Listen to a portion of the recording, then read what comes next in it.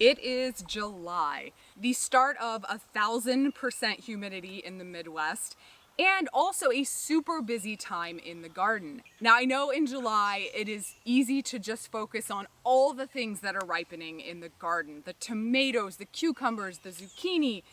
It's very exciting. But let's not forget about all the things that can still be planted in the garden in Zone 6 in July. Now during July, the absolute biggest focus for me is getting all of my fall garden brassicas sown. Now I start these from seed indoors at the beginning of this month. And just a quick rundown of how I start my brassicas indoors. I like to use 50 cell trays, filling them with seed starting medium. I like to saturate the cells prior to planting. Then I dibble planting holes about 1/4 inch deep. Now when I sow seed, I prefer to sow 2 seeds per planting hole, and this just helps to ensure I get 1 plant total per cell. If both seeds germinate, I simply snip off the weaker of the 2 when they're 1 inch or 2 tall. And then lightly cover the seeds with planting medium.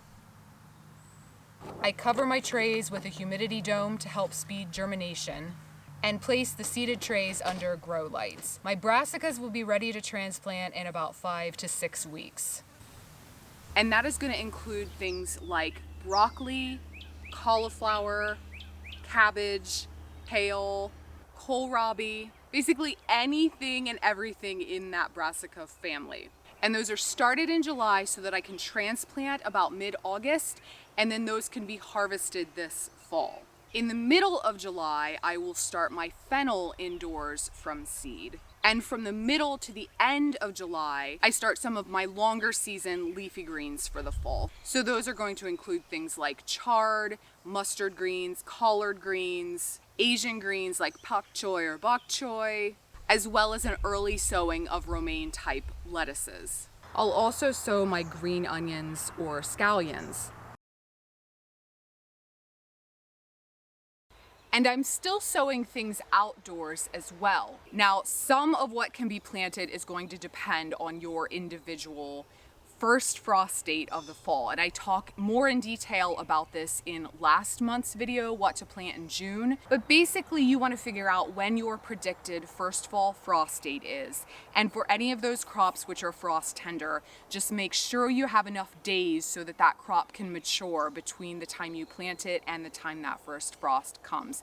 But here in my garden in Ohio, during early to mid-July, I am still doing succession plantings of things like bush beans and zucchini and summer squash, because those will give me later harvests and I still have enough time for a crop to ripen before that frost comes. Now in mid to late July, I will be doing a fall sowing of peas. For my fall peas, what I am looking for are varieties with earlier maturity. Because peas will tolerate the cold, they will tolerate some frost, but I want to be able to harvest before the heavy freezes start coming in.